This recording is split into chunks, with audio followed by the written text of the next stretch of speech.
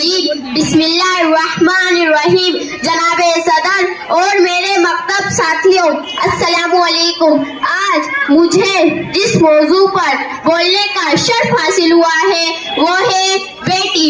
دوستو، یاد رکھنا، بیٹی وقت کی رحمت ہوتی ہے اور رحمت کا کوئی حساب نہیں ہوتا. دنیاوی سی بات ہے کہ جب بیٹا پیدا ہوتا ہے تو دنیا والے کہتے ہیں باپ کی وراثت کا وارث پیدا ہو گیا ہے، اور جب بیٹی پیدا ہوتی ہے تو لوگوں کے منہ پر 12 بجنے لگتے ہیں. آگے چل کر کیا ہوتا ہے؟ بیٹا وراثت بانٹ لیتا ہے، بیٹا مال بانٹ لیتا ہے، لیکن جب سکھ درد کی بات آتی ہے تو بیٹی یاد آتی ہے، جب خدمت کی بات آتی ہے تو بیٹی یاد آتی ہے. اللہ تعالیٰ قرآن مجید میں فرماتا ہے کہ جب بیٹا پیدا ہوتا ہے تو میں اسے کہتا ہوں جا اپنے باپ کا بازو بن جا، اور جب بیٹی پیدا ہوتی ہے تو میں اسے کہتا ہوں مجھے اپنے خدا ہونے کی قسم، میں تیرے باپ کا خود بازو. حضرت موسیٰ علیہ السلام اللہ تعالیٰ سے ہم کلام ہوتے تھے، رات و نیاز کی باتیں ہوتی تھی. ایک مرتبہ حضرت موسیٰ علیہ السلام نے اللہ تعالیٰ سے پوچھا کہ اے میرے پروردگار، جب آپ اپنے بندے سے خوش ہوتے ہیں تو اسے انعام میں کیا عطا کرتے؟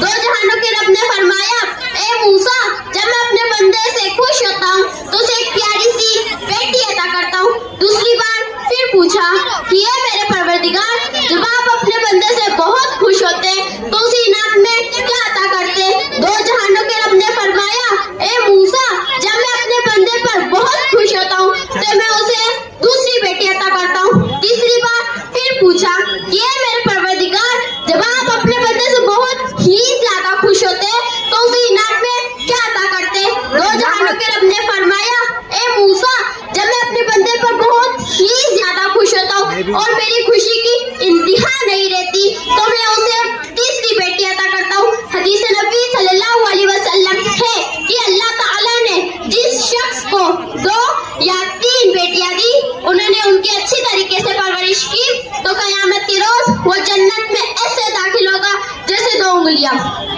حدیث نبی ہے کہ بیٹیوں کو برا نہ کہو کہ بے شک میں بھی بیٹیوں والا ہوں. اسلام میں بیٹیوں کو بڑی عظمت بخشی ہے، اس کا وقار بلند کیا ہے، اسے کئی شان دی ہے. بیٹی اللہ تعالیٰ کی رحمت، باپ کی آنکھوں کی ٹھنڈک، گھر کی رونق، ماں کا سکون ہوتی ہے.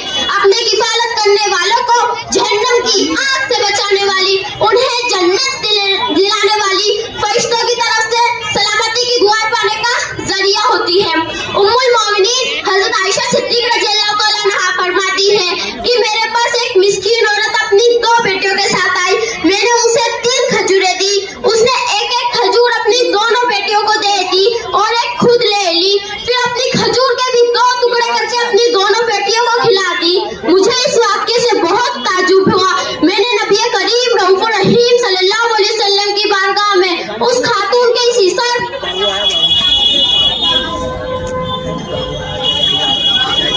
حساب کا واقعہ پیش کیا تو آپ صلی اللہ علیہ وسلم نے فرمایا کہ اللہ تعالیٰ نے اس عورت کے اس حساب کی وجہ سے اس عورت کے لیے جنت واجب کر دی. میں اپنی تقریر اس شعر کے ساتھ ختم کرنا چاہتی ہوں. بڑا دلکش ہے ہر منظر مگر اچھا نہیں لگتا، بڑا